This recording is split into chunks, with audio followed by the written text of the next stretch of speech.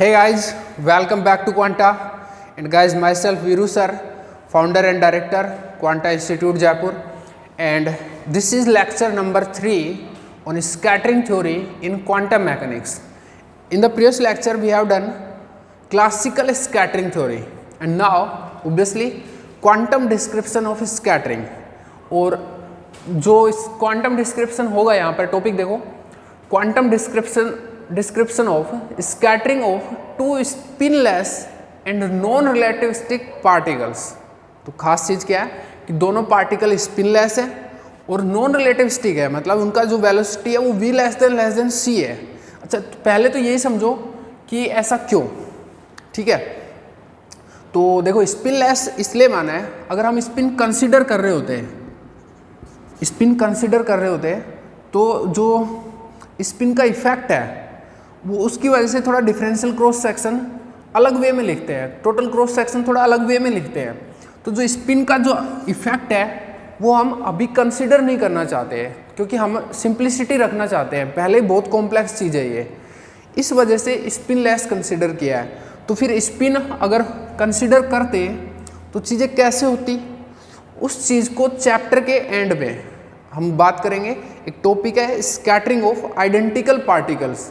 It means ये है कि अगर दोनों पार्टिकल्स का मैं स्पिन कंसिडर करूं तो किस वे में चीज़ें अफेक्ट होंगी, डिफरेंशियल क्रॉस सेक्शन कैसे लिखा जाएगा, ठीक है। तो अभी स्पिन को नेग्लिजिबल मान के चल रहे हैं, नेग्लेक्ट कर रहे हैं, स्पिनलेस मान रहे हैं, ठीक है। बात समझ में आई, सिंप्लिसिटी के लिए। और why they are non relativistic particles. Non relativistic particle क्यों कंसिडर कर रहे हो? देखो, जो क्वांटम मैकेनिक्स है that is applicable only and only for non relativistic case. Non relativistic movement के लिए ही क्वांटम मैकेनिक्स अप्लीकेबल होती है। अगर रिलेटिविटी हो वहाँ पर तो फिर कौन सी क्या चीज़ अप्लीकेबल होती है? रिलेटिविस्टिक क्वांटम मैकेनिक्स, जो कि डिराक इक्वेशन से डील होती है, जो श्रोडिंजर इक्वेशन से डील होती है, वो उससे नॉन रिलेटिविस्टिक पार्टिकल ही डील होते हैं, ठीक है। जो जिसको अपन क्वांटम मैकेनिक्स बोलते हैं, that is only for non relativistic case, that is only for non relativistic particles. तो ये बात क्लियर हो गई, क्योंकि क्वांटम डिस्क्रिप्शन चाहिए, एडवांस क्वांटम या रिलेटिविस्टिक क्वांटम डिस्क्रिप्शन नहीं चाहिए हमको, तो इसलिए नॉन रिलेटिविस्टिक लिया है, ठीक है। तो दोनों आप समझिए कि क्यों लिया है। अब थोड़ा मैं लिखता हूँ और लैंग्वेज में बता देता हूँ इस चीज़ को। तो सीधा है कि क्या करने वाले हैं। Here we will discuss quantum description of scattering of two spinless and non relativistic particles. एक चीज़ और है, यहाँ पर जो डिस्क्रिप्शन होगा ना, वो स्कैटरिंग कैसी होगी, इलास्टिक या मतलब इनइलास्टिक होगी। तो इलास्टिक स्कैटरिंग कंसिडर करेंगे यहाँ पे, ठीक है। तो ये कुछ अज्यूम्शंस है कि स्पिनलेस पार्टिकल का डिस्कशन होगा, यहाँ पर स्पिनलेस पार्टिकल्स कंसिडर किए और नॉन रिलेटिविस्टिक पार्टिकल कंसिडर किए।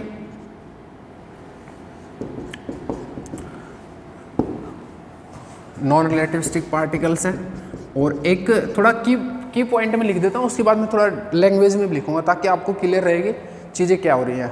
एक इलास्टिक स्कैटरिंग डिस्कस करेंगे यहाँ पर। इलास्टिक स्कैटरिंग का मतलब क्या होता है उसको अभी समझाएंगे, थोड़ा सा जब डायग्राम बनाएंगे ना तो समझाएंगे कि जो इनिशियल वेव वेक्टर है, स्कैटरिंग के बाद में भी जो वेव वेक्टर है, जैसे इनिशियल वेव वेक्टर अगर k0 हो और स्कैटरिंग के बाद में k वेक्टर हो, तो इन दोनों का मैग्नीट्यूड बराबर है, यानी कि ये है इलास्टिक स्कैटरिंग, ठीक है। बिफोर स्कैटरिंग वेव वेक्टर और आफ्टर स्कैटरिंग वेव वेक्टर का मैग्नीट्यूड बराबर है, दैट इज इलास्टिक स्कैटरिंग। और एक जो काम करेंगे ना वो CM फ्रेम में करेंगे। ये भी ध्यान रहे कि जो डिस्कशन होगा वो सेंटर ऑफ मास फ्रेम में होगा। अगर आपको लैब फ्रेम में डिफरेंशियल क्रॉस सेक्शन चाहिए तो जो CM फ्रेम से और लैब फ्रेम में जो डिफरेंशियल क्रॉस सेक्शन का जो रिलेशन होता है, जो लेक्चर 1 में डिस्कस हुआ है, उसके थ्रू आप ऑब्टेन करोगे। तो ये बात भी क्लियर होगी। सिमिलरली स्कैटरिंग एंगल वगैरह जो भी कुछ है, मतलब यहाँ पर CM फ्रेम में करेंगे, ठीक है। लैब फ्रेम में जो भी डेटा चाहिएगा तो कन्वर्ट किया जाएगा यहाँ से। चलो, ये भी चीज़ हो गई। और डिस्कशन देखो कैसे होगा फिर। लेट हेयर, या लिख के चलता हूँ मैं, here we will do, language format में लिख रहा हूँ अब चीज़ें, और थोड़ा थोड़ा आप यहाँ पे लिख भी सकते हो इसको ऐसे क्यों किया? ड्यू टू सिंप्लिसिटी, सिंप्लिसिटी रखने के लिए स्पिनलेस कंसिडर किया है। नॉन रिलेटिविस्टिक क्यों किया? Because quantum mechanics is applicable only for non relativistic particles, non relativistic particles. तो ये क्यों किया, ये आपको समझ में आ गया होगा, ठीक है। और उसके बाद में इलास्टिक स्कैटरिंग कंसीडर कर रहे हैं, once again why? Due to मतलब सिंप्लिसिटी, सिंप्लिसिटी रखना चाह रहे हैं हम चीज़ों में, और CM फ्रेम में काम करेंगे, ठीक है। ये सब पता हो गया। लैंग्वेज फॉर्म में लिखें तो here we will do quantum description of, quantum description of scattering of two spinless and non relativistic particles. एक बात मैं क्लियर कर दूं भाई, देख ये सब मैं ऑलरेडी लिख चुका, उसके बाद में दोबारा लैंग्वेज में लिख रहा हूँ। मैं पागल नहीं हूँ, मैं इसलिए लिख रहा हूँ कि आपको देखो, स्कैटरिंग है ना एक ऐसा टॉपिक है जिसको पढ़ने वाला और पढ़ाने वाला दोनों स्कैटर हो जाते हैं, मतलब समझ नहीं आता है स्टूडेंट को। दोनों स्कैटर होने का मतलब है दूर दूर हो गए, दोनों डेविएट हो गए चीज़ों से, तो स्टूडेंट को समझ नहीं आता है। तो यहाँ पर मेरी कोशिश रहेगी कि आप 100% चीज़ों को गेन करो, इसलिए मैं लिख रहा हूँ ताकि आप नोट्स में भी लिखोगे, क्योंकि अभी बताई हुई चीज़ें तो फुर हो जाती है तुम्हारे तुरंत ही, सही बात है ना, इसलिए लिख लेना शांति से। Here we will do quantum description of scattering of two spinless and non relativistic particles, relativistic particles of mass m1 and m2, and for simplicity we are considering the case of elastic scattering. For simplicity we are considering case of elastic scattering. और कुछ और भी assumptions है, उसको मैं अभी बताता हूँ। देखो, जब दो पार्टिकल्स की स्कैटरिंग होगी तो उनमें कुछ इंटरेक्शन होगा ऑब्वियसली, तो जो इंटरेक्शन है उसको हम टाइम इंडिपेंडेंट लेंगे। द इंटरेक्शन, फर्दर एजम्पशन है ये, the interaction between two particles, जो कि एक पोटेंशियल से डिनोट होगा, उसको मैं लिख देता हूँ। Between two particles VR1 R2, दोनों पार्टिकल्स के कोऑर्डिनेट है VR1 R2, या इंटरेक्शन पोटेंशियल भी बोल सकते थे, द इंटरेक्शन पोटेंशियल भी बोल सकते हो इसको ना। Between two particles is considered time independent, time independent. तो कुछ अजम्पशंस हैं, ठीक है। अब क्या करना होगा, सबसे पहले तो जब टाइम इंडिपेंडेंट है तो श्रोडिंजर इक्वेशन, देखो कोई भी क्वांटम मैकेनिकल डिस्क्रिप्शन है, श्रोडिंजर इक्वेशन सोल्व करनी पड़ेगी, तो श्रोडिंजर इक्वेशन सोल्व करेंगे। श्रोडिंजर इक्वेशन का फॉर्मेट क्या हो जाएगा, and obviously time independent Schrödinger equation will be used, और उसका जो वेव फंक्शन फाइंड आउट करना है वही आपका टारगेट है। And we have to find obtain wave function. अब वेव फंक्शन ऑब्टेन करने से क्या होगा उसको मैं है ना थोड़ा अभी क्लियर कर देता हूँ ताकि आपको डेरिवेशन क्लियर हो जाए। वेव फंक्शन से आप स्कैटरिंग एम्पलीट्यूड निकाल लोगे, एक फॉर्म फैक्टर भी बोल सकते हो आप इसको, स्कैटरिंग एम्पलीट्यूड या फॉर्म फैक्टर निकाल लोगे, जिससे आप डिफरेंशियल क्रॉस सेक्शन गेट कर सकते हो, और डिफरेंशियल क्रॉस सेक्शन से टोटल क्रॉस सेक्शन ऑब्टेन कर सकते हो। मेरी बात वापस से सुनना, साई आप ऑब्टेन करो, मैं यहाँ लिखता हूँ, आप लिख भी लेना चाहिए उसको, पहले मैं पूरा लैंग्वेज लिख देता हूँ उसके बाद बोलता हूँ। And obviously time independent Schrodinger equation will be used, and we have to obtain wave function for it, for this case, and by wave function by wave function we will obtain scattering amplitude। ये बात अभी नहीं समझ में आ रही होगी, but मैं future में क्या होने वाला है उसकी बता रहा हूँ। स्कैटरिंग एम्पलीट्यूड, इसको फॉर्म फैक्टर भी बोलते हैं, फॉर्म फैक्टर, और इसको एफ ऑफ थीटा फाई से डिनोट करते हैं। ठीक है, अभी आप जस्ट सुन लो, समझ में आ जाएगा। And then will find differential cross section, यही तो आपका टारगेट होता है, differential cross section and total cross section, दोनों फाइंड आउट करोगे।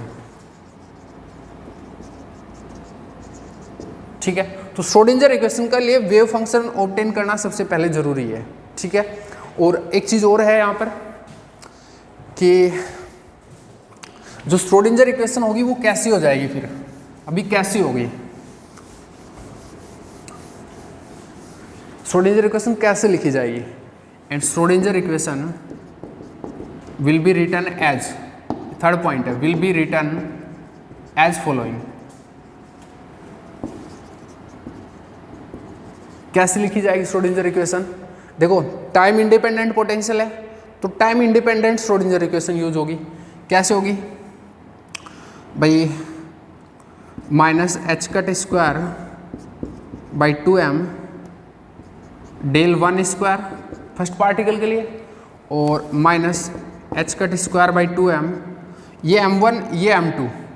ठीक है, दोनों पार्टिकल मास m1 m2 है, डेल 2 स्क्वायर और प्लस v r1 r2, दोनों पार्टिकल का जो इंटरेक्शन पोटेंशियल है, ये तो काइनेटिक एनर्जी हो गया, और ये पोटेंशियल हो गया साई r1 r2, ये वेव फंक्शन हो गया, equal to E total psi r1 r2। Time independent Schrödinger equation लिखा है दो पार्टिकल के लिए, सही है। और यहाँ पर ई टोटल क्या है? Total energy of the system, वहाँ पर जो भी टोटल एनर्जी है टारगेट और पार्टिकल की, वो total energy of the system, of system. ठीक है, और तो this is a two body problem, साफ साफ दिख रहा है ना कि दो पार्टिकल इंटरेक्शन हो रहा है, तो this is a two body problem and we have to reduce, we can reduce this two body problem into a one body problem. कर सकते हैं ऐसी चीज? सुनते रहना, आराम से सुनते रहना, सब समझ में आएगा गारंटी के साथ में। ठीक है,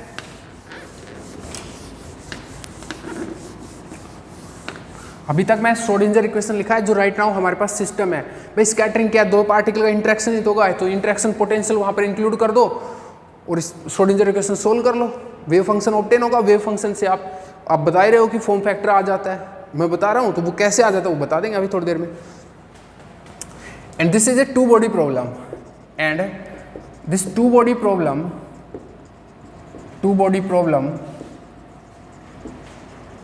can be reduced into a one body problem।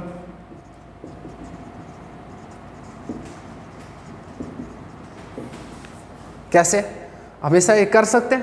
अब सेंटर ऑफ मास फ्रेम में चले गए काम करने, क्योंकि सेंटर ऑफ मास फ्रेम में तो ऐसे हो पाएगा कि सिर्फ एक पार्टिकल है वो मूव कर रहा होगा जो सेंटर ऑफ मास के अबाउट, जिसका मास होगा रिड्यूस मास, उसका मूवमेंट होगा। ठीक है, एक फिक्सियस पार्टिकल जिसका मास ये है, इन दोनों पार्टिकल की जगह आप उसको कंसीडर कर सकते हो, सही है।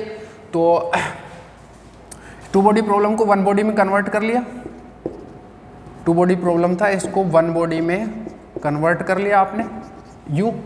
एंड नाउ ए फिक्सियस पार्टिकल, फिक्सियस मतलब होता है आभासी, जो एग्जिस्ट नहीं करता इन रियलिटी। ठीक है, फिक्सियस पार्टिकल of mass mu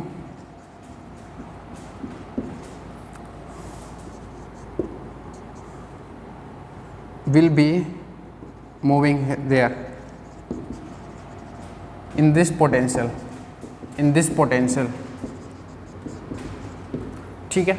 और देन श्रोडिंजर इक्वेशन क्या हो जाएगी, then Schrödinger equation will be, ये जो श्रोडिंजर इक्वेशन है ये कैसे रिड्यूस हो जाएगी, 2 बॉडी से 1 बॉडी में आ गई ना, तो minus H cut square by 2 mu del square plus V of R vector psi of R equal to E psi of R, ठीक है, ई टोटल। तो now this is Schrödinger equation and you have to find, अभी एक ही particle है तो इसलिए we of are लिखा गया है, ठीक है, और साई ऑफ आर और साई ऑफ आर एक ही पार्टिकल है, इस वजह से टोटल एनर्जी तो वही रहेगी, E total. And now you have to find the wave function for this equation. अब मैं इसको नाम लिख सकता हूँ इक्वेशन 1, ठीक है। We have to find wave function for equation 1। Now we have to find wave function for equation 1 by solving equation 1, by solving equation 1, ठीक है। and this is obtained by, and this is obtained by rigorous, by complex calculations using Green's function, using Green's function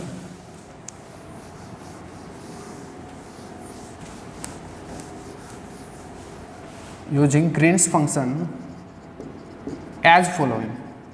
मैं सीधा लिख दिया उस derivation को, जो एक कॉम्प्लेक्स जो कैलकुलेशन थी उसको हटा ही दिया मैंने। उस श्रोडिंजर इक्वेशन का जो सॉल्यूशन होगा वो ये होगा, psi of R equal to phi incident are plus, sorry minus, थोड़ा छोटा लिखते हैं इसको, psi of R equal to phi incident R minus mu over 2 pi H cut square integration E का power iota K R minus R prime, और यहाँ पर plus ही होता है, एक बार को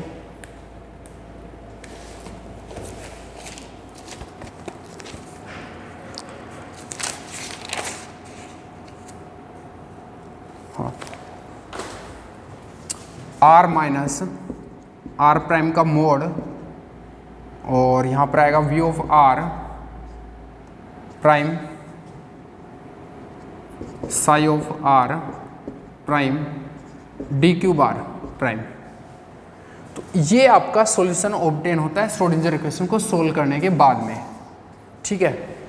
अभी मैं एक बार इस सिचुएशन पे जो स्कैटरिंग है उस पर वापस से जाता हूँ, ठीक है। क्या कहना चाह रहा हूँ आराम से समझ में आएगा। मेरे को स्कैटरिंग एम्पलीट्यूड चाहिए, तो मेरे को एक बार पहले समझूँ तो सही कि स्कैटरिंग एम्पलीट्यूड होता क्या है, ठीक है, और वो कैसे ऑब्टेन होता है। तो चलते हैं वापस एक बार, जो पूरा प्रॉब्लम है स्कैटरिंग को एक बार क्वांटम मैकेनिकली देखते हैं, और फिर वहाँ से आपको स्कैटरिंग एम्पलीट्यूड मिलेगा और वो इसी वेव फंक्शन से मिलेगा। तो देखते हैं, एक बार चलते हैं। यहाँ तक लिख लो यार, उसके बाद मूव करते हैं।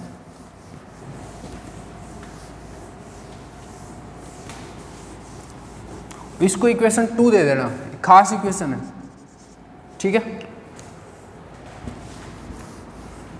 अभी इस पे डिस्कशन होगा, सारी चीज़ें होंगी, एक बार आप समझ लो चीज़ों को कैसे हो रहा है प्रोग्राम।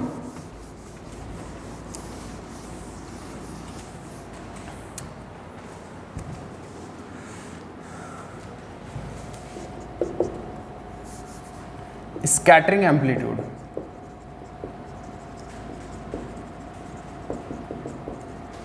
और फॉर्म फैक्टर। अब कैसे फाइंड आउट किया जाता है पहले वो समझो। ये जो आपका वेव फंक्शन आया है श्रोडिंजर इक्वेशन को सोल्व करने के बाद, इस पे हम असिम्प्टोटिक लिमिट लगाएंगे, ठीक है, और उसके बाद जो वेव फंक्शन बनेगा उसको यहाँ पर जो डिस्कशन होने वाला है अभी, जो क्वांटम मैकेनिकल जो स्कैटरिंग हो रही है उसका जो अभी डिस्कशन होगा, वहाँ पर जो वेव फंक्शन है उससे कंपेयर कराएंगे, ठीक है, और फिर आपको स्कैटरिंग एम्पलीट्यूड मिल जाएगा वहाँ पे।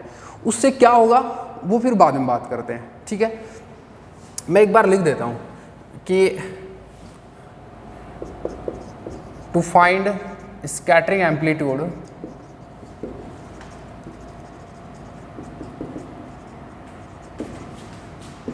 we will apply asymptotic limit on equation 2,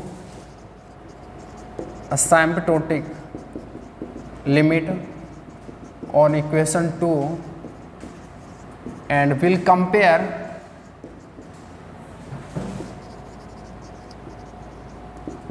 this wave function, या आफ्टर स्कैटरिंग वेव फंक्शन है, ठीक है, वेव फंक्शन आफ्टर स्कैटरिंग है, ये वेव फंक्शन आफ्टर स्कैटरिंग, जो कि आपने जिस सीधा लिखा है, आपने जो कैलकुलेशन वगैरह उसको नहीं देखा। Compare this wave function to the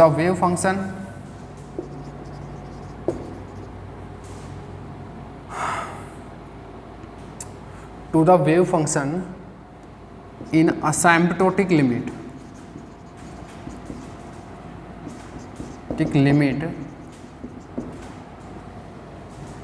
that is discussed below।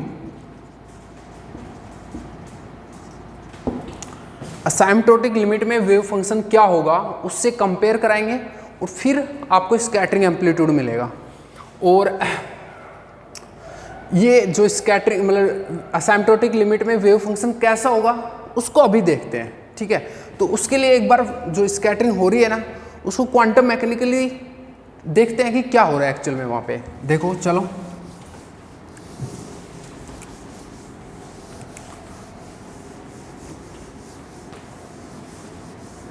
अब मैं जो स्कैटरिंग हो रही है दो पार्टिकल की उसका क्वांटम मैकेनिकली जो हो रहा है वहाँ पर उसको देखता हूँ। देखो क्या होगा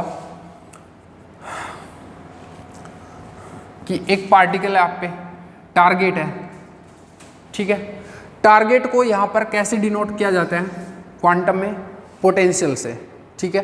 तो ये एक पोटेंशियल हो गया आपका, छोटा बना लो थोड़ा सा, ये एक पोटेंशियल है, टारगेट पोटेंशियल बोल सकते हैं इसको, टारगेट बोल सकते हैं।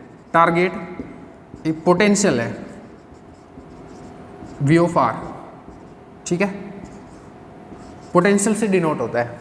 जो इंसिडेंट पार्टिकल है वो कैसे डिनोट होगा? पार्टिकल है, क्वांटम मैकेनिक्स में पार्टिकल किससे डिनोट होता है? एक वेव पैकेट से, एक वेव से। The incident particle is a plane wave, plane wave incident particle है,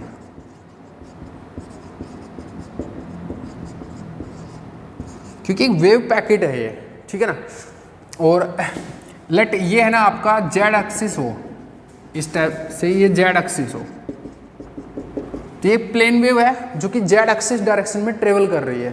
तो इसको आप प्लेन वेव है तो इसको जो वेव वेक्टर है जो साई इंसिडेंट है, वेव फंक्शन है, उसको कैसे लिख सकते हो? ई का power iota k0 dot are vector, ऐसे लिख सकते हो। इंसिडेंट जो वेव फंक्शन है, जो इंसिडेंट पार्टिकल है, अगर प्लेन वेव है तो उसको आप ऐसे डिनोट करोगे, ठीक है। और अब ये प्लेन वेव आएगी, ये एक पोटेंशियल है। अब पोटेंशियल से जैसे इसका इंटरेक्शन होगा तो कुछ स्कैटरिंग होगी। स्कैटरिंग के बाद में ये पोटेंशियल, देखो अब दो टाइप की स्कैटरिंग होती है और उससे क्या रिजल्ट होगा, दोनों केस में कैसे होगा उसको देखो। दो टाइप की स्कैटरिंग होती है। मैं इस चीज़ को मैंने लिखा हुआ है, मेरे को पता है यहाँ पर क्या है, और अब आपको सारी चीज़ें ना जुड़ी हुई समझ में आएंगी। अभी तक ऐसे लग रहा होगा पता नहीं क्या ही चल रहा है, अब सारी चीज़ें कनेक्ट होंगी आपस में, ठीक है। तो अभी थोड़ा वेट करना पड़ेगा यार इस लेक्चर में।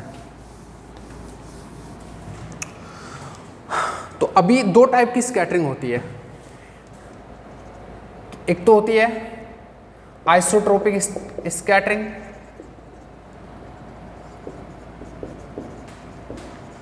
और एक होता है एनाइसोट्रोपिक स्कैटरिंग।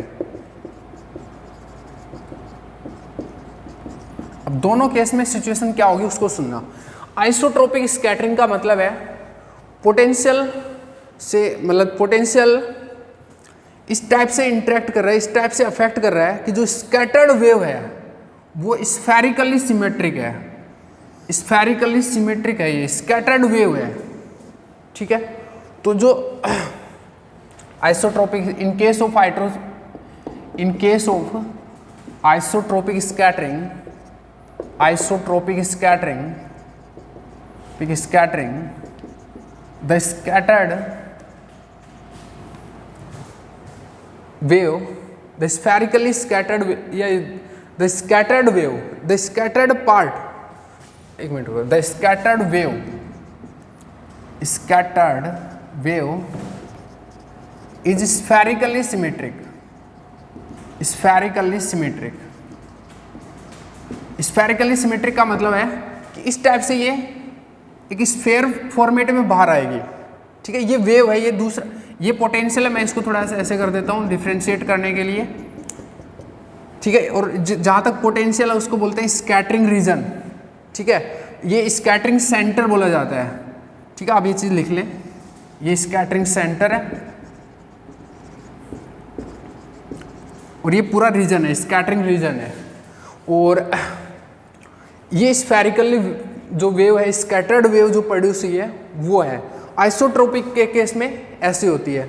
एनाइसोट्रोपिक या बोलूँ मैं जनरल केस है, ये जनरल केस जनरल केस में जो स्कैटर्ड वेव है उसका जो एम्पलीट्यूड है वो थीटा और फाई पे भी डिपेंड कर सकता है। तो वो जरूरी नहीं है स्फेरिकली सिमेट्रिक हो, वो थोड़ी ऐसी टेढ़ी मेढ़ी होंगी, जैसे मैं बना के बताता हूँ। इसको हटा दें। जनरल केस में जो स्कैटर्ड वेव होंगी वो ऐसे हो सकती है कुछ आपकी, ऐसे जरूर नहीं है स्फेयर हो, इस टाइप से कुछ भी हो सकता है, उसका कुछ भी फॉर्मेट हो सकता है, थीटा फाई पे डिपेंड कर सकती है वो। तो ये है स्कैटर्ड वेव जनरल केस में, जनरल केस एनाइसोट्रोपिक स्कैटरिंग। इस टाइम जो एम्पलीट्यूड है वो थीटा और फाई पे डिपेंड कर रहा है, ठीक है। यहाँ पर अगर स्कैटर्ड वेव को मैं लिखना चाहता तो कैसे लिखूंगा? स्कैटर्ड वेव स्फेरिकल है तो उसको कैसे लिखेंगे? e की power iota k dot r divide by r, ठीक है। a भी मल्टीप्लाई कर दो जो नॉर्मलाइजेशन कांस्टेंट है वो। ये स्फेरिकल वेव को ऐसे लिखते होते हैं, ठीक है, जब स्फेरिकली सिमेट्रिक होती है तब।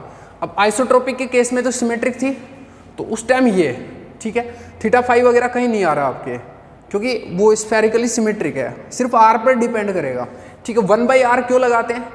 1/r इसलिए लगाते हैं ताकि आपकी प्रोबेबिलिटी कंजर्व रहे। देखना समझना कैसे। 1/r is used in spherical wave. Spherical wave को ऐसे लिखते हैं हमेशा ही। ये क्यों यूज होता है? देखो, in spherical wave to conserve probability. ऐसा कैसे? जो प्रोबेबिलिटी क्या होती है भाई? साई स्क्वायर, ऐसे तो कुछ होगा, ठीक है। ये चीज़ आएगा ना, प्रोबेबिलिटी डेंसिटी अगर मैं बात करूं तो साई स्क्वायर होगा, और अगर प्रोबेबिलिटी के करें तो ये चीज़ और ये चीज़ होगी। अब अगर साई स्क्वायर करोगे आप तो e का पावर, ये तो आयोटा वाला है वो तो कैंसिल हो जाएगा, और ये बचेगा a square 1/r square. Iota से तो plus iota minus iota cancel हो जाएंगे, 1/r स्क्वायर। और यहाँ पर डी क्यूब आर में क्या होता है? R square sine theta D R D theta D phi. अगर यहाँ ये 1/r स्क्वायर नहीं होता तो ये इससे कटता नहीं और प्रोबेबिलिटी कंजर्व नहीं रह पाती, ठीक है। इसलिए प्रोबेबिलिटी को कंजर्व करने के लिए अभी कंजर्व्ड आएगी, कुछ कांस्टेंट आएगी ये वैल्यू, ठीक है। इस वजह से आपको ये 1/r करते हैं स्फेरिकल वेव जब भी लिखते हैं। तो ये तो हो गया spherical symmetric wave isotropic scattering के केस में। और जनरल केस में अगर मैं बात करूं, जो साई स्कैटर्ड वेव है उसको मैं यहीं लिखता हूं जनरल केस। इसको हटा देते हैं अभी।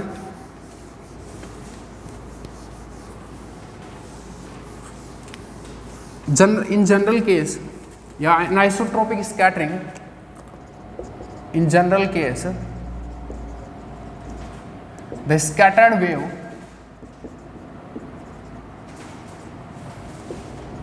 Is written as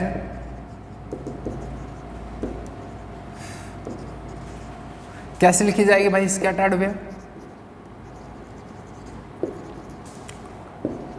a into E की पावर आयोटा के डॉट आर बाई आर। ये तो स्फेरिकल सिमेट्रिक थी, बट अभी एम्पलीट्यूड जो स्कैटर्ड वेव है उसका थीटा और फाई पर भी डिपेंड कर रहा है। तो यहाँ पर कुछ एक फैक्टर और आएगा थीटा फाई का। सही बात है नहीं है?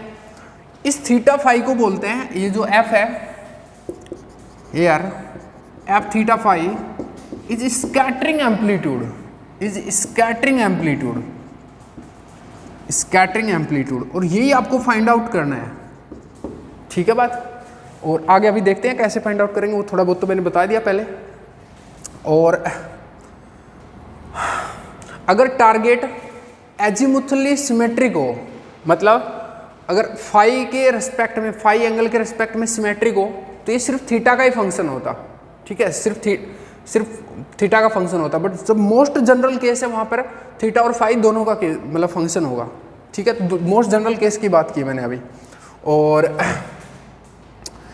एक चीज़ और बात करें कि जो टोटल मतलब आफ्टर स्कैटरिंग वेव फंक्शन क्या होगा। ये तो स्कैटर्ड वेव को डिनोट करने का तरीका हो गया। और अभी ऐसा होगा ना, जैसे स्कैटरिंग को अब समझना कि प्लेन वेव इंसिडेंट हुई और इस टारगेट से जो कि पोटेंशियल से डिनोटेड है, उससे जब स्कैटरिंग हुई तो कुछ तो अनस्कैटर्ड प्लेन वेव जाएंगी। जरूरी नहीं है सबकी स्कैटरिंग हो, तो कुछ तो अनस्कैटर्ड प्लेन वेव भी यहाँ है, ठीक है, ये बात ध्यान रहे। कुछ अनस्कैटर्ड प्लेन वेव आगे भी पास हुई है, और एक ये जो स्कैटर्ड स्फेरिकल वेव है ये भी है यहाँ पर। तो अब जो वेव फंक्शन है आफ्टर स्कैटरिंग वो क्या हो जाएगा। और उससे पहले एक चीज़ और भी कर लो, यहाँ पर के क्या है, के है आपका वेव वेक्टर आफ्टर स्कैटरिंग। के को लिखो यहाँ पर, wave vector after scattering, after scattering. Initially क्या था, के जीरो, ठीक है। और इलास्टिक स्कैटरिंग कंसिडर करके चल रहे हैं, तो उस चीज़ को अभी डिस्कस करेंगे कि क्या सीन है ये, ठीक है। इसी का ही एक इक्विवेलेंट मतलब एक डायग्राम और ड्रॉ करेंगे के फॉर्मेट में। अभी उससे पहले the wave function after scattering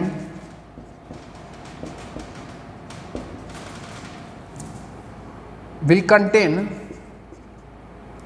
contain क्या क्या होगा बताओ, a unscattered part and a unscattered part and a scattered wave, ठीक है। Contain a unscattered wave, unscattered plane wave, plane wave plus a scattered spherical wave.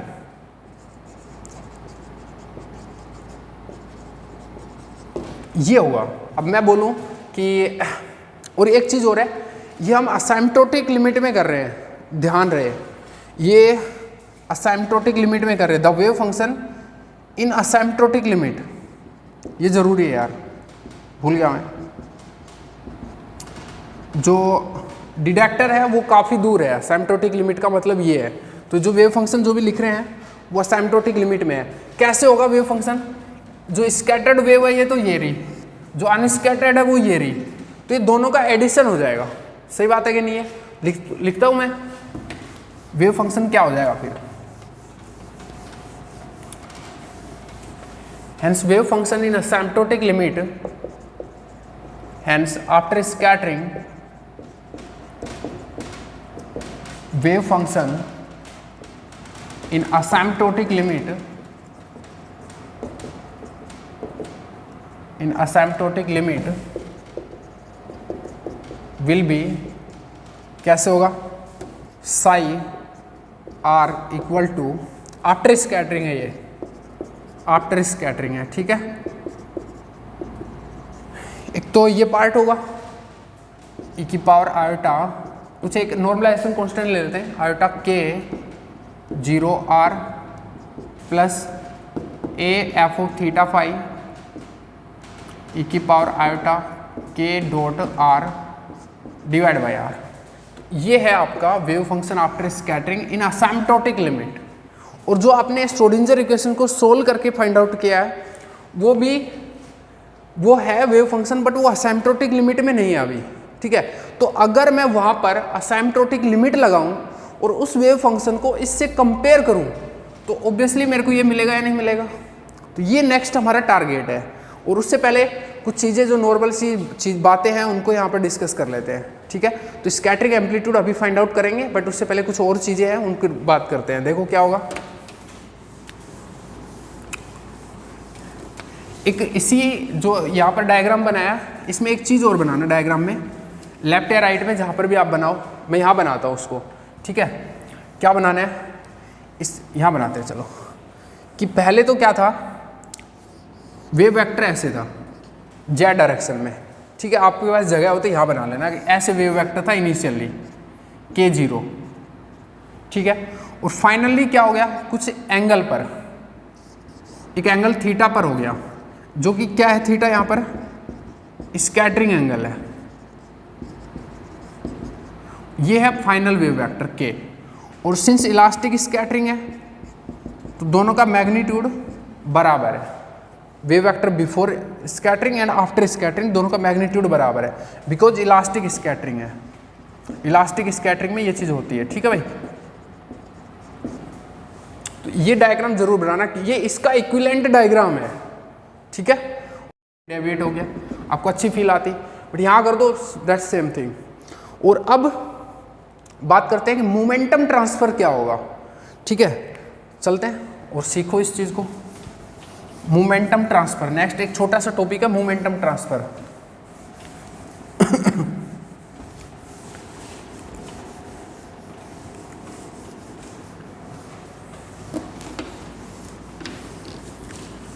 इस सबको मैं हटा लेता हूं। मैं, मेरा जो टारगेट है स्कैटरिंग एम्पलीट्यूड फाइंड आउट करने का, उस पर आऊंगा, थोड़ी देर में आऊंगा।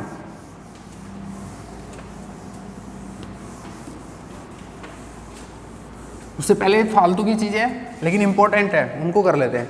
तो एक छोटा टॉपिक डालें इसमें, मोमेंटम ट्रांसफर। मोमेंटम ट्रांसफर देखो क्या हुआ, पहले मोमेंटम सिचुएशन क्या है, पहले मोमेंटम क्या है एच कट के 0, बाद में मोमेंटम क्या है थीटा एंगल पर इससे और एच कट के। तो मोमेंटम ट्रांसफर क्या होगा, ये वाला वेक्टर, इस वेक्टर को बोलते हैं momentum transfer vector, delta P बोलूँ मैं इसको। तो डेल्टा पी वेक्टर क्या होगा, देखो H cut K plus this thing, this vector equal to क्या हो गया एच कट के 0। तो डेल्टा पी क्या हो गया यहाँ से, एच कट के 0 माइनस एच कट के। तो ये है फाइनल मतलब मोमेंटम ट्रांसफर, कि initial momentum minus final momentum, इतना ही तो ट्रांसफर हुआ होगा, सही है कि नहीं है। इनिशियल में जो लास्ट में जो बच गया उसको घटा दो, यही तो मोमेंटम ट्रांसफर है। अच्छा एक चीज़ आप नोटिस करो कि इसको अगर मैं ऐसे वेव वेक्टर फॉर्म में लिख लूँ, एच कट क्यू, क्यू जहाँ पर के का डायमेंशन रखता है, ठीक है, मोमेंटम ट्रांसफर को डिनोट करता है। मोमेंटम ट्रांसफर तो ये चीज़ है, और जस्ट क्यू मोमेंटम ट्रांसफर को डिनोट करता है, उसको एच कट से मल्टीप्लाई कर देंगे तो वो मोमेंटम ट्रांसफर देगा, ठीक है ना। तो अगर डेल्टा पी को मैं ऐसे लिखूँ तो ये चीज़ क्या हो जाएगी, एच कट के 0 माइनस एच कट के, और क्यू क्या हो जाएगा आपका के 0 माइनस के वेक्टर। अब मेरे को क्यू फाइंड आउट करना हो जो कि मोमेंटम ट्रांसफर को रिप्रेजेंट करता है, मैं लिख के चलता हूँ इस चीज़ को, Q represents momentum transfer. Momentum transfer है नहीं, उसको रिप्रेजेंट कर रहा है, ये ध्यान रहे अच्छे से, ठीक है। मोमेंटम ट्रांसफर खुद नहीं है। एक चीज़ और, क्वेश्चंस में क्यू को ही हम मोमेंटम ट्रांसफर बोलने लग जाते हैं, इतनी आदत खराब हो जाती है, तो उसमें कोई बुराई भी नहीं है, ठीक है ना, बट आपको ध्यान रहना चाहिए कि के वेव वेक्टर की यूनिट का है, आप यहाँ से देख सकते हैं। अच्छा, अगर क्यू फाइंड आउट करना हो तो क्या करेंगे भाई, क्यू फाइंड आउट करना हो तो under root Q dot Q कर देते हैं, और क्यू डॉट क्यू का मतलब क्या हो जाएगा, अंडर रूट के जीरो माइनस के डॉट के जीरो माइनस के।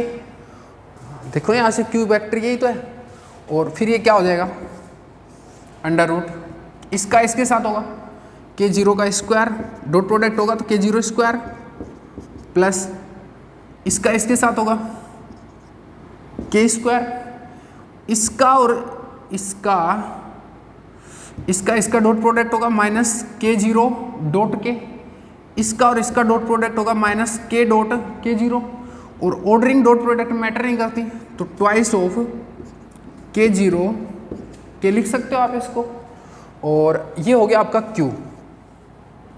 अब यहाँ से के जीरो और के में एंगल है थीटा, तो आप क्या लिख सकते हो यहाँ से के जीरो के कोस थीटा, Q इक्वल लिख सकते हो आप के जीरो स्क्वायर के स्क्वायर माइनस 2 के जीरो के cos of theta.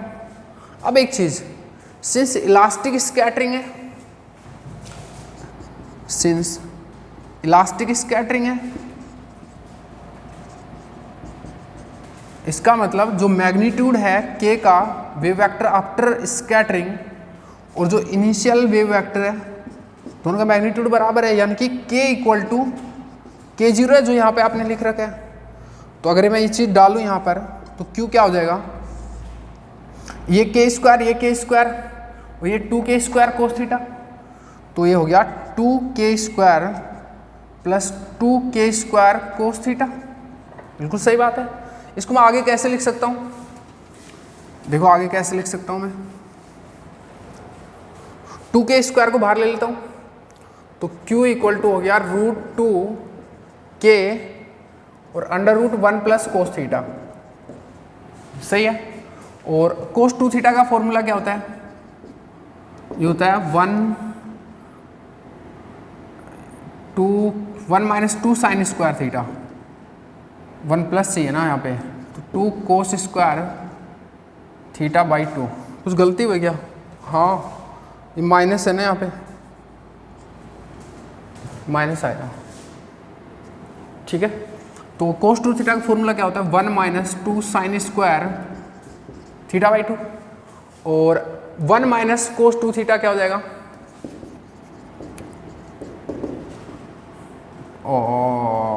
Cos 2 theta है ना, sine square theta, sorry 2 sine square theta. अगर यहाँ थीटा होगा तो वहाँ थीटा बाई 2 हो जाएगा, तो 1 माइनस कोस थीटा को क्या लिख सकते हो आप, 2 साइन स्क्वायर थीटा बाई 2। इसको मैं यहाँ डाल दूँ तो क्या हो जाएगा, Q इक्वल टू हो गया √2k and √2 sine square theta by 2। ये चीज़ क्या हो जाएगी, Q equal to √2k and यहाँ से भी √2 बाहर आ गया और साइन थीटा बाई 2, तो ये हो गया Q equal to 2k sine theta by 2। ये एक बहुत इंपॉर्टेंट पैरामीटर है और आगे से आपको याद रहना चाहिए कि मोमेंटम ट्रांसफर को रिप्रेजेंट करने वाला Q क्या होता है, 2k साइन थीटा बाई 2। कैसे आया मैंने अच्छे से डिस्क्राइब कर दिया हर चीज़, ठीक है। इलास्टिक स्कैटरिंग के केस में मोमेंटम ट्रांसफर को Q डिनोट करेगा और ये चीज़ होगी, ठीक है। चलो नेक्स्ट बात करते हैं, वापस आते हैं अपने मुद्दे पे। मुद्दा था कि स्कैटरिंग एम्पलीट्यूड फाइंड आउट करना है।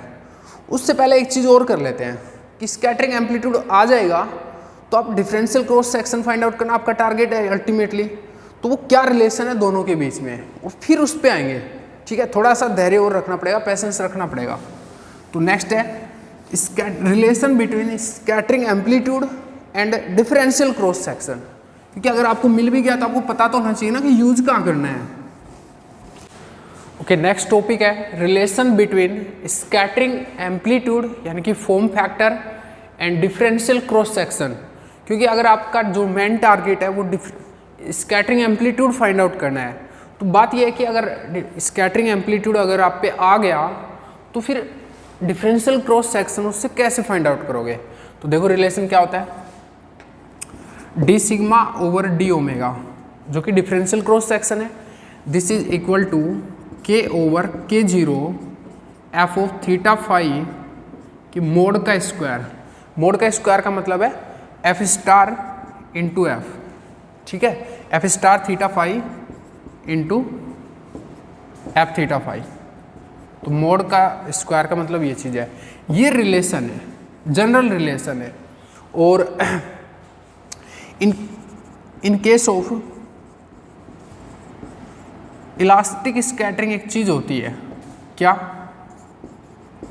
चीज़ होती है इलास्टिक स्कैटरिंग के केस में, कि के और के नोट बराबर होते हैं, के का मैग्नीट्यूड इक्वल टू के नोट का मैग्नीट्यूड, यानी कि के इक्वल टू के नोट होता है। तो इलास्टिक स्कैटरिंग के केस में, in case of elastic scattering, ये दोनों अगर मैग्नीट्यूड बराबर है तो डिफरेंशियल क्रॉस सेक्शन क्या हो जाएगा, mod of F theta phi का स्क्वायर, जो कि आपके लिए इंपॉर्टेंट है क्योंकि आप इलास्टिक स्कैटरिंग ही पढ़ रहे हो, ठीक है। और in case of in elastic scattering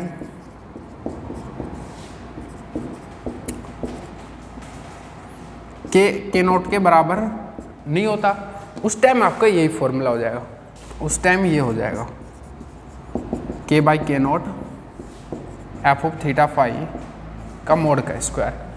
अब ये तो हो गया इस डिफरेंशियल क्रॉस सेक्शन। और अगर टोटल क्रॉस सेक्शन निकालना हो तो टोटल क्रॉस सेक्शन तो वो हो जाएगा सिग्मा, और जो डिफरेंशियल क्रॉस सेक्शन है उसको यहाँ पुट कर दो और फिर डी ओमेगा, यानी कि sine theta D theta D phi. Double integral है, थीटा की लिमिट और फाई की लिमिट। इस वे में आप टोटल क्रॉस सेक्शन निकाल लोगे अगर आप पे ये चीज़ आ गई तो मैन आपको एक बात समझ में आ गई होगी वंस अगेन कि स्कैटरिंग एम्पलीट्यूड ही सब कुछ है, क्योंकि अगर ये है तो ये निकल जाएगा, ये है तो ये निकल जाएगा, टोटल क्रॉस सेक्शन सिग्मा, सही बात है। तो अब नेक्स्ट जो टारगेट है वो है कि स्कैटरिंग एम्पलीट्यूड कैसे फाइंड आउट करें। अब जो हमारा मेन टारगेट था ना, जो शुरुआत से लेके चल रहे हैं, उस पे आते हैं और उसके बारे में थोड़ा सा डिस्क्राइब कर भी चुका हूँ कि कैसे फाइंड आउट करेंगे, लेकिन एक बार वापस भी लिखेंगे। तो नेक्स्ट टॉपिक होगा फाइंडिंग ऑफ स्कैटरिंग एम्पलीट्यूड, और सब टॉपिक है ये सब, जो क्वांटम मैकेनिकल डिस्क्रिप्शन चल रहा है अपना, उसी में सब टॉपिक है। तो नेक्स्ट टॉपिक है फाइंडिंग ऑफ स्कैटरिंग एम्पलीट्यूड। और एक बार वापस से मैं लिखता हूँ कि प्रोसेस क्या होगा इसका फाइंड आउट करने का, और फिर बढ़ते आगे। देखो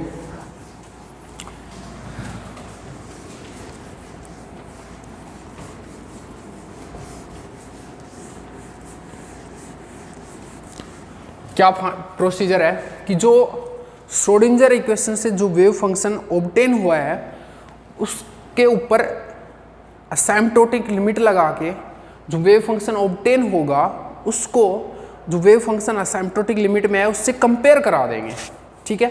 लिखता हूं compare to find scattering amplitude, या फॉर्म फैक्टर, दोनों एक ही चीज है, दोनों सेम नाम है, scattering amplitude F theta phi we have to apply asymptotic limit on wave function obtained by solving of Schrodinger equation।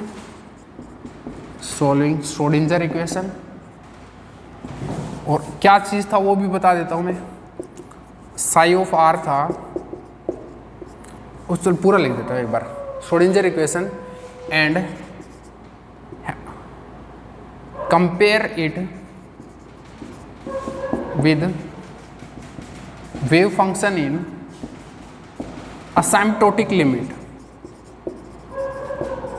कौन से वाला, जो एक जनरल डिस्कशन किया था ना उसके साथ में क्या था वो, इसके साथ में कंपेयर कराना है। ये था psi incident are plus scattered part था, वो था आपका, इसको आपने a into F theta phi ई की पावर आयोटा के डॉट आर ओवर आर, इसके साथ कंपेयर कराना है। इसको आप ऐसे भी लिख सकते हो, ए ई की पावर आयोटा के जीरो डॉट आर। एक बात ध्यान रहे, ए है ना उसको आप 1 ले सकते हो, क्योंकि ये आपका स्कैटरिंग मतलब क्या बोलते हैं, जो डिफरेंशियल क्रॉस सेक्शन है उसमें आपका कोई मतलब क्या बोलते हैं कंट्रीब्यूट नहीं करता है। You can take A equal to 1 because it don't contribute in differential cross section, differential cross section, इसलिए आप इसको 1 ले सकते हो। तो आप इसको 1 लेके चलो, ए इक्वल टू 1 लेके चलना है आपको हमेशा, ठीक है। अब जो इस वेव फंक्शन ऑब्टेन हुआ था उसको लिखें और उस पर असाइम्प्टोटिक लिमिट लगाएं। असाइम्प्टोटिक लिमिट का मतलब है r टेंड्स टू इन्फिनिटी, और फिर जो ऑब्टेन होगा उसको इसके साथ कंपेयर करना है। हो जाए शुरू। तो सबसे पहले वेव फंक्शन जो श्रोडिंगर इक्वेशन से ऑब्टेन हुआ है उसको लिखो। सबसे पहले क्या था वो, psi of R equal to phi incident are plus minus था यहाँ पर mu over 2 pi H cut square. आप पीछे जाके देख लेना उसको, इंटीग्रेशन ई की power iota K R minus R prime divide by R minus R prime and here it was V R prime psi R prime D cube R prime, ठीक है। आई hope आपको दिख जाएगा वहाँ पे। और अब इसके असाइम्प्टोटिक लिमिट लगाना है। इन असाइम्प्टोटिक लिमिट ये क्या हो जाएगा, इन असाइम्प्टोटिक लिमिट, असाइम्प्टोटिक लिमिट का मतलब है r टेंड्स टू इन्फिनिटी लगाना है, ठीक है। और ये असाइम्प्टोटिक लिमिट में क्या होगा, उससे पहले ये जो चीज़ें हैं, एक तो है आपका के आर माइनस आर प्राइम यहाँ पर जो लिखा हुआ है, और एक है 1 by R minus R prime. ये दोनों चीज़ें असाइम्प्टोटिक लिमिट में किस वे में कन्वर्ट होंगी, क्या चीज़ हो जाएगा इनका, उसको सबसे पहले देखना है, और फिर जो भी ऑब्टेन होगा उनको यहाँ पर लिख देंगे, ठीक है। तो सबसे पहले देखते हैं इसको कि असाइम्प्टोटिक लिमिट में क्या बन जाएगा। चलो देखो क्या हो जाना है, और फिर कंपेयर कराएंगे। आपने मेथड लिख लिया, फिर हमारा मतलब जो है ये जो मेहनत है वो सफल हो जाएगी, क्योंकि हमको स्कैटरिंग एम्पलीट्यूड ही चाहिए अल्टीमेटली। तो सबसे पहले इसको देखो, के R minus R prime vector है, इसको क्या लिख सकते हो आप, के और इसका मैग्नीट्यूड है ये R minus R vector minus R prime का, तो आप इसको ऐसे लिख सकते हो, under root R minus R prime vector dot R minus R prime vector. भाई ए वेक्टर का मैग्नीट्यूड क्या होता है, ए डॉट ए का अंडर रूट, ठीक है। अब इसको क्या लिख सकते हो, के अंडर रूट आर का आर के साथ होगा, ये आर है यार, ठीक है। आर का आर के साथ होगा तो आर स्क्वायर, आर प्राइम का इसके साथ होगा माइनस आर प्राइम है, ये भी माइनस है, आर प्राइम का स्क्वायर और माइनस इस आर का इसके साथ डॉट प्रोडक्ट होगा, इसके साथ सॉरी आर प्राइम के साथ में, तो आर डॉट आर प्राइम इस आर प्राइम का इसके साथ में होगा, तो माइनस वही वो चीज़ आएगी, तो 2 बार हो जाएगा ये आर डॉट आर प्राइम। अब करके देख लो ये चीज़, ठीक है। अब मैं यहाँ से अगर आर स्क्वायर को बाहर ले लूँ तो क्या हो जाना है, के आर अंडर रूट यहाँ तो 1 हो गया plus R prime square over R square minus 2 R vector dot R prime over R square, ठीक है। अब एक चीज़ देखो, ये चीज़ तो 0 है, क्यों, क्योंकि r टेंड्स टू इन्फिनिटी है और ये 1 बाई आर स्क्वायर है, और r प्राइम छोटा है। r प्राइम छोटा क्यों है ये भी देखो, देखो ये जो टारगेट था आपका, जो पोटेंशियल जिस रेंज में है उसको डिनोट करता है r प्राइम, और r डिनोट करता है डिटेक्टर को, कि डिटेक्टर कितने डिस्टेंस पे है। तो ऑब्वियसली आर प्राइम तो छोटा ही है, क्योंकि टारगेट जो पोटेंशियल है वो एक स्मॉल रीजन में होता है, डिटेक्टर जनरली काफ़ी दूर रखा होता है, फार अवे होते हैं। तो इसलिए आर जो मैग्नीट्यूड है इसका वो काफ़ी बड़ा है आर प्राइम के मैग्नीट्यूड से। तो आप ये बात समझ सकते हो कि 1/r² और r टेंड्स टू इन्फिनिटी है, this term will goes to 0। ये जाएगी कि नहीं जाएगी, क्योंकि यहाँ पर भी 1/r² है, नहीं जाएगी। क्यों? ऊपर r वेक्टर है, तो देखो उसको क्या लिख सकते हैं, इक्वल टू KR √1 - 2, इसको r कैप लिख सकता हूँ, dot r prime over r²। ठीक है, इसलिए अभी देखो ये r से ये r कटेगा, KR √1 - ये बचेगा 2r cap dot r prime vector over r, एक r से r कट गया। तो अभी ये इफेक्टिवली 1/r टर्म है, ना कि 1/r²। तो आप नेग्लेक्ट नहीं करोगे उसको। तो अब देखो इसको क्या लिख सकते हो, इसको आप लिख सकते हो KR इसको ऐसे करो, इसका पावर हाफ लिख लो, 1 - 2 r cap r prime vector dot r, इसका पावर हाफ, कोई दिक्कत नहीं है। अब एक बात देखो, r टेंड्स टू इन्फिनिटी है और r प्राइम छोटी चीज़ है, तो यहाँ पर बाइनोमियल एक्सपेंशन लग जाएगा, क्योंकि ये बिल्कुल छोटी सी चीज़ होगी ना, r टेंड्स टू इन्फिनिटी से 1 प्लस कुछ छोटी सी चीज़ बाइनोमियल लगता है, उसका पावर समथिंग, तो बाइनोमियल लग जाएगा। तो बाइनोमियल लगा दो जी।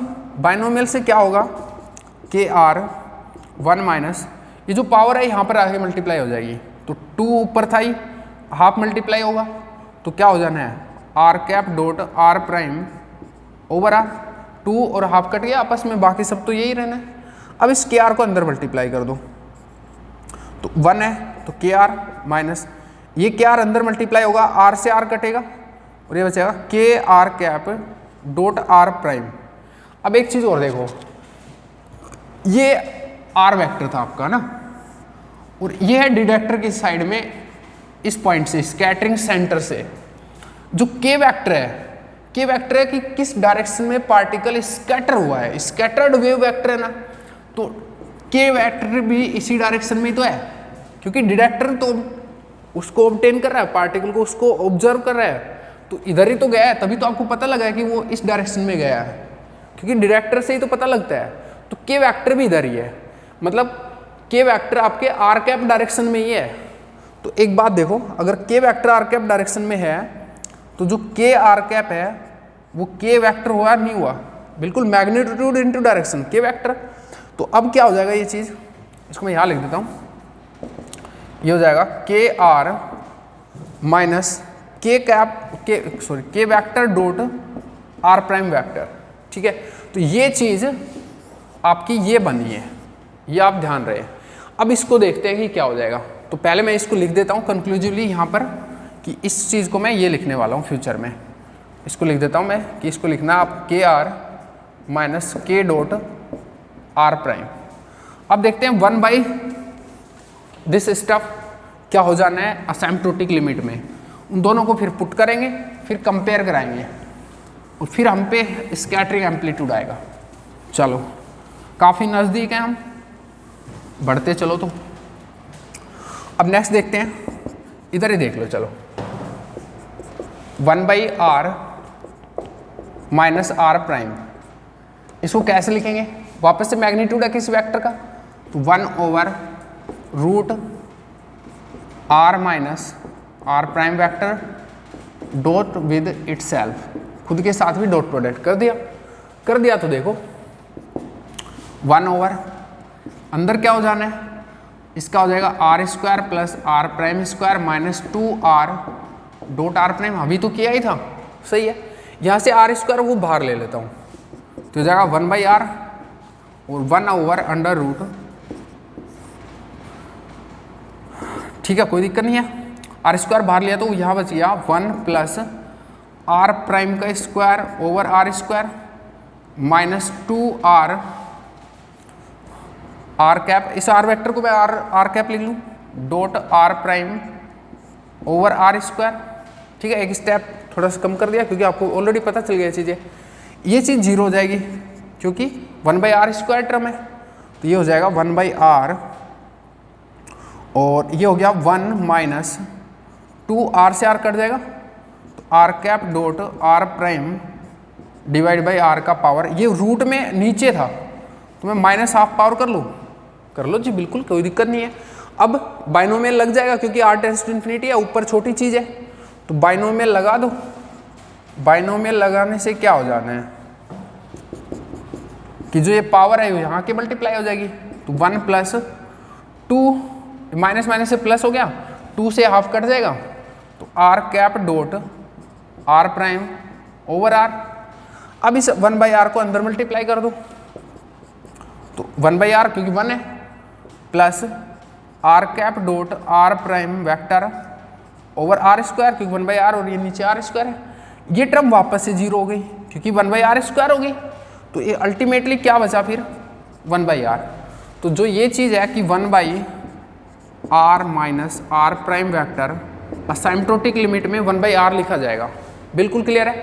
अब मैं इस चीज़ को यहाँ पर लगाता हूँ, जो वेव फंक्शन होगा उसको फिर कंपेयर करना है, ठीक है। तो लगाओ, देखो साई r क्या हो जाना है, साई r हो जाएगा Sai incident r minus mu over 2πh² integration e का पावर आयोटा के आयोटा, और उसके बाद ये स्टेप है, इसको लिखेंगे आप के आर माइनस के vector dot r prime over r, क्योंकि ये चीज़ 1/this ये r हो गया। Next v of r prime psi of r prime और d cube r prime, d cube r prime अगर ना भी दिख रहा हो तो d क्यूब r प्राइम। और अब एक बात देखो, इसको हटा दे एक बार,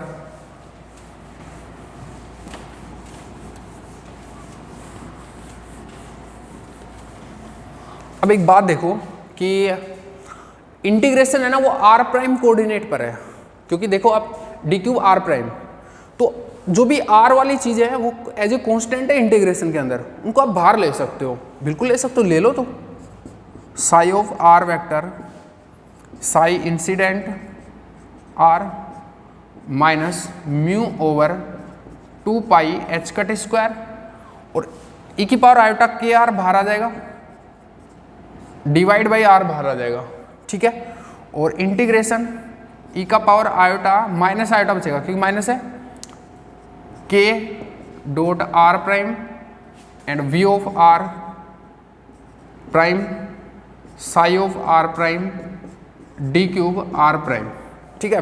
वो भी यार आपको अच्छे से दिख रहा होगा और सही से लिख रहे हो आप, जहाँ पर r प्राइम है वहाँ r प्राइम ही लिखना। ये चीज़ बाहर आ गई।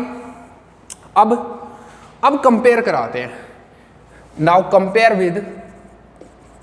कंपेयर इट, क्योंकि असिम्प्टोटिक लिमिट में तो लिख लिया, with psi of r equal to phi incident r और प्लस a को तो 1 लिख ही लिया था, एफ थीटा फाई e की power iota k dot r over r, यही तो था वहाँ पे। और कंपेयर कराओ, देखो एफ थीटा फाई देखना है आपको क्या हो जाना है। एक चीज़ यहाँ पर एक नोटिस करने वाली है, e की power iota K are over r है, यहाँ पर k dot r over r है, तो एक बार आप इसको देख लो कि k डॉट r क्या है। देखो k वेक्टर क्या है, r कैप डायरेक्शन में था अगर आपको याद हो तो, और डॉट r वेक्टर भी r कैप है, तो ये एक्चुअल में के आर ही हो गया। तो ये वाली टर्म ओके है। अब इसके अलावा यहाँ पर जो भी बच गया वो एफ ऑफ थीटा फाई है, सही है ना। So F of theta phi, so scattering amplitude जो इसके आपको सुबह से ज़रूरत थी, काफ़ी देर से ज़रूरत थी, वो आने वाला है अब।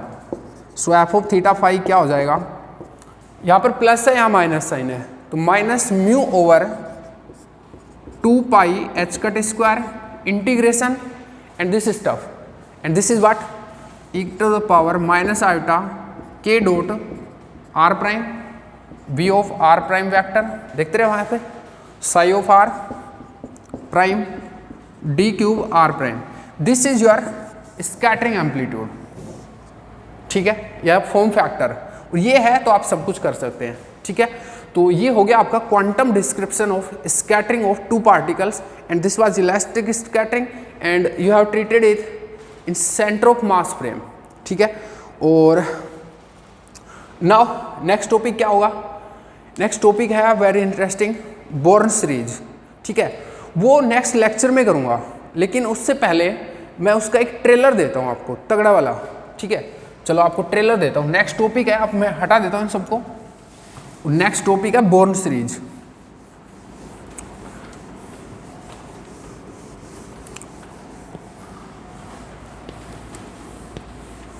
हालांकि नेक्स्ट लेक्चर में मैं उसको अच्छे से बताऊंगा, बट यहाँ पर एक ट्रेलर देखो, एक आइडिया मिल जाएगा आपको बोर्न अप्रोक्सीमेशन भी क्या होता है, बोर्न सीरीज भी क्या होती है।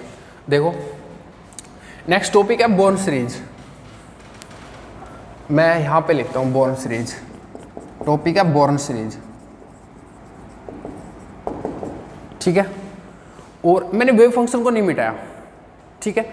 ये क्या है, ये वेव फंक्शन, ये वो है जिसको आपने श्रोडिंगर इक्वेशन सोल्व करके ऑब्टेन किया है, श्रोडिंगर इक्वेशन को सोल्व करके आपने ये वेव फंक्शन ऑब्टेन किया।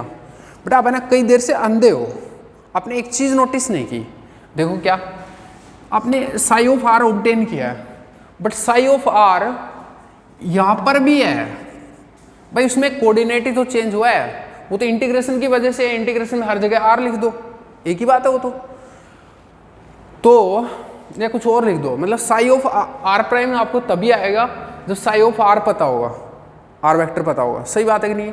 इसका मतलब ये है कि जो श्रोडिंगर इक्वेशन से जो वेव फंक्शन ऑब्टेन हुआ है आपको, वो एक क्लियर पिक्चर नहीं है वहाँ पे।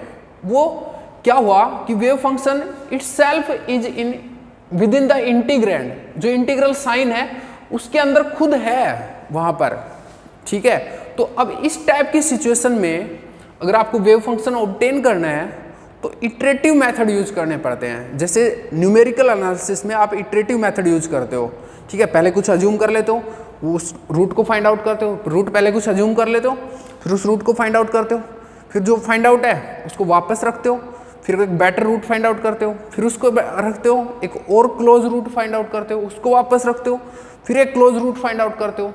तो यहाँ पर भी आपको ऐसे ही करना पड़ेगा कि सबसे पहले इसको कुछ लेके चलना पड़ेगा, अज्यूम करके चलना पड़ेगा कि ये चीज़ ये है, उसके बाद आपको ये ऑब्टेन होगा, उसके बाद जो ऑब्टेन्ड है उसको वापस से यहाँ रखना पड़ेगा, और फिर आपको एक बार और मिलेगा ये, तो ये कुछ और बेटर वेव फंक्शन होगा। इसके बाद जो मिला है उसको वापस रखोगे, फिर आपको ये ऑब्टेन होगा, और फिर जो ऑब्टेन है उसको वापस रखोगे, फिर ये ऑब्टेन होगा। This is called as iterative method, ठीक है। और अब देखो, एंड दिस सीरीज कि एक के बाद एक वेव फंक्शन आपको ऑब्टेन हो रहे हैं, this series is Born series, are you clear, ठीक है। तो अभी मैं करा ही देता हूँ यार इसको, ठीक है, बोर्न सीरीज। तो जो जीरोथ ऑर्डर वेव फंक्शन है वो क्या होता है, जीरोथ ऑर्डर वेव फंक्शन कैसे ऑब्टेन होता है, ठीक है। तो यार फिर पूरा लिखना पड़ेगा अगर मेरे को टॉपिक कराना ही है तो।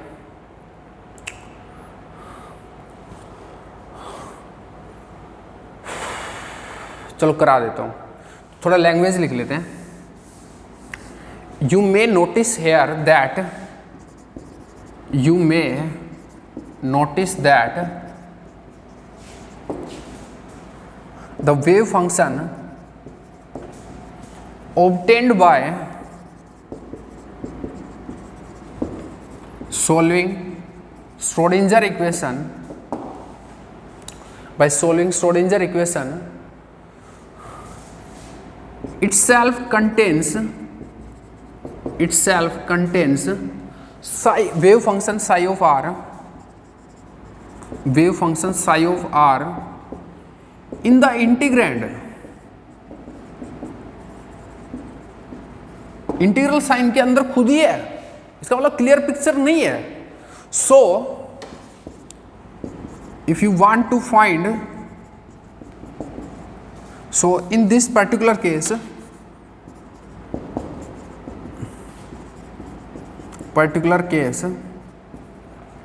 साई ऑफ आर जो कि वेव फंक्शन है is found out by iterative methods.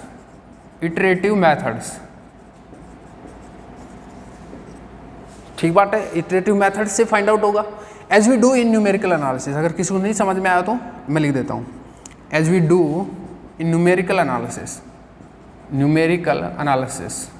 तो आई होप यार आपने सबने पढ़ा होगा इसको, न्यूमेरिकल एनालिसिस को, और पता है वहाँ पर रूट वगैरह कैसे फाइंड आउट करते हैं। सेम मेथड यहाँ पर अप्लाई होने वाला है। तो अब है जीरोथ ऑर्डर वेव फंक्शन। सबसे पहला जो फाइंड आउट होगा जीरोथ ऑर्डर वेव फंक्शन क्या होगा? Zeroth order wave function. अब उसके लिए क्या करना पड़ेगा, मतलब psi zero R find out करना है। क्या होगा, अब इसको कुछ अज्यूम करना पड़ेगा और इसको हम अज्यूम करते हैं जीरोथ ऑर्डर वेव फंक्शन में इसको जीरो अज्यूम करते हैं।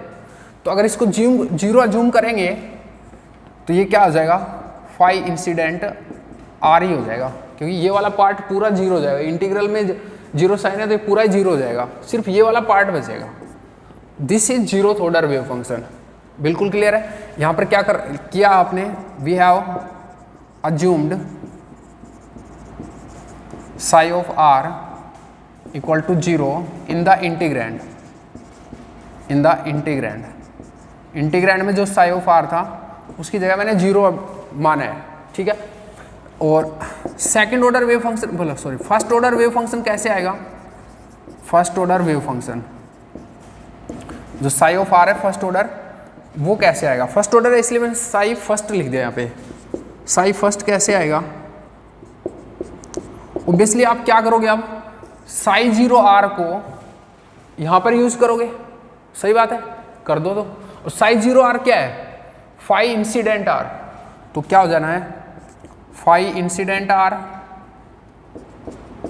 Minus mu over 2 pi H cut square, और वहां पर हो गया iota K R minus R prime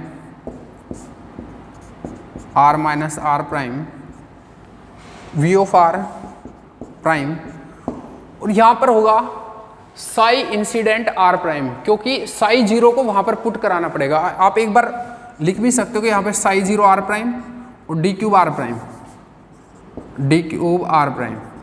ठीक है, क्योंकि फर्स्ट ऑर्डर चाहिए तो इसको पुट करना पड़ेगा जो आपको प्रीवियसली ऑब्टेन हुआ है। और ये क्या चीज़ है? ये है फाई इंसिडेंट आर प्राइम, क्योंकि आर प्राइम था वहाँ पे। ठीक है ना। और this thing is called as first order Born approximation. क्या चीज, एक बार लिखता हूं मैं। Here we have considered the wave function after scattering,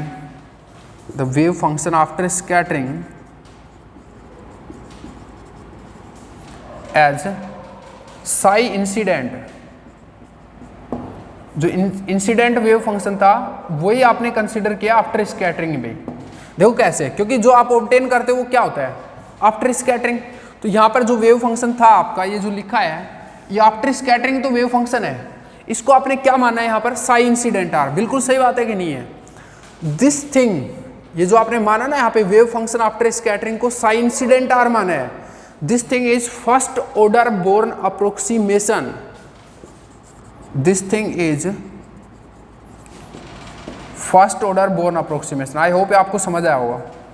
first order Born approximation.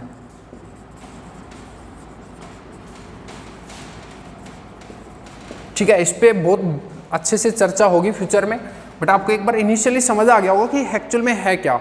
और मैं वापस से लिख दूं कि साई इंसिडेंट आर ही मानना है हमने, जो साई ऑफ आर था उसको फाई इंसिडेंट आर माना है। ये आपका फर्स्ट ऑर्डर बोर्न अप्रोक्सीमेशन है। This thing is first order Born approximation. अच्छा, ये तो फर्स्ट ऑर्डर हो गया। सेकंड ऑर्डर वेव फंक्शन कैसे आएगा? सेकंड ऑर्डर वेव फंक्शन कैसे आएगा? अब इसमें जो सेकंड ऑर्डर चाहिए तो आप यहाँ पर फर्स्ट ऑर्डर लिख दो, जो भी आपसे ऑब्टेन हुआ यहाँ पर second order wave function. Second order wave function, psi second R. ठीक है, ये क्या हो जाना है, साइज सेकंड आर क्या हो जाना है, फर्स्ट को यूज कर लो वहां पर R minus mu over 2 pi H cut square E की power iota K R minus R prime V of R prime, और यहाँ पर हो जाएगा फर्स्ट साई फर्स्ट जो भी आपको ऑब्टेन हुआ है R prime D cube R prime. This is second order. ठीक है, थर्ड ऑर्डर में क्या हो जाएगा, साई थर्ड में यहाँ पर ये समथिंग माइनस जो भी है ये कांस्टेंट, और यहाँ पर जो ये यहाँ पर ये आ जाएगा आपका साइज सेकंड आर प्राइम। सही है, फोर्थ ऑर्डर वहाँ पे थर्ड आ जाएगा, फिफ्थ ऑर्डर वहाँ पे फोर्थ आ जाएगा। This series is known as Born series, this iterative series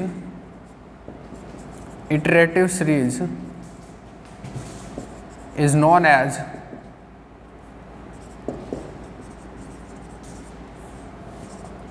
born series.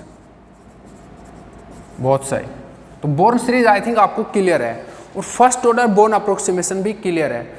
अब नेक्स्ट टॉपिक है आपका फर्स्ट ऑर्डर बोर्न अप्रोक्सीमेशन। हाँ, मार कर ही गया यार, मैं समझाने वाला था, कोई बात नहीं। तो नेक्स्ट टॉपिक है फर्स्ट ऑर्डर बोर्न अप्रोक्सीमेशन, और अल्टीमेट चीज़ होने वाली है। एक बात मैं आपको और नोटिस करा देता हूँ वापस से, कि आपने जो आफ्टर स्कैटरिंग वेव फंक्शन है उसको साई इंसिडेंट माना है। ठीक है, और इससे होगा क्या, ये माना है ना, इसका फिजिकल इंटरप्रिटेशन क्या है वहाँ पर। देखो यार, कोई बात नहीं, मार्कर दूसरा ले लूँगा, आप एक बार जरूर देखो फर्स्ट ऑर्डर बोर्न अप्रोक्सीमेशन का फिजिकल फीलिंग देखो क्या है। हटाता हूँ मैं इसको और आपको मजा आने वाला है। अब आपको फर्स्ट ऑर्डर बोर्न अप्रोक्सीमेशन का एक पूरा पिक्चर ही क्लियर हो जाएगा। नेक्स्ट लेक्चर में मेरे को ज़्यादा प्रेशराइज नहीं होना पड़ेगा। देखो क्या है कि आपने साई जो आर है उसको साई इंसिडेंट आर माना है, ये आफ्टर स्कैटरिंग, ध्यान रहे ये आफ्टर स्कैटरिंग था, उसको आपने जो इंसिडेंट वेव थी या इंसिडेंट वेव फंक्शन है वो ही माना है। इसका मतलब क्या हुआ, आप देखो ये आपका टारगेट था और ये आपका इंसिडेंट प्लेन वेव थी। टारगेट एज ए पोटेंशियल था, ये स्कैटरिंग सेंटर है पोटेंशियल, और इस टाइप से कुछ रेंज में टारगेट था यानी कि पोटेंशियल था। यहाँ पे वी ऑफ आर लिख देता हूँ मैं। आफ्टर स्कैटरिंग क्या हुआ कि स्कैटरिंग हुई नहीं, ये आपको जो भी साई इंसिडेंट था ये यहाँ पर साई इंसिडेंट ही मिल गया आपको। आफ्टर स्कैटरिंग भी ये ऐसा का ऐसा ही है। आफ्टर स्कैटरिंग भी जो आपने भेजा था वही आ गया आप पे। इसका मतलब क्या है, इसके मतलब दो है। एक तो देखो यहां पर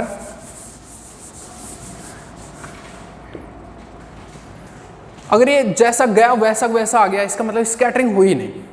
सही है, स्कैटरिंग कब नहीं होगी, जब ये बहुत तेजी से गया हो। Kinetic energy of the incident particle be very high, yes और no? Yes, kinetic energy of incident particle be very high. Born approximation को आप ऐसे भी बोल सकते हो कि ये चीज होगी वहां पे। अगर kinetic energy of incident particle very high है तो सीधा ही निकल गया, क्योंकि उसका ये जो इंटरेक्शन होना था ना वो हुआ ही नहीं, तेज गति से निकल गया।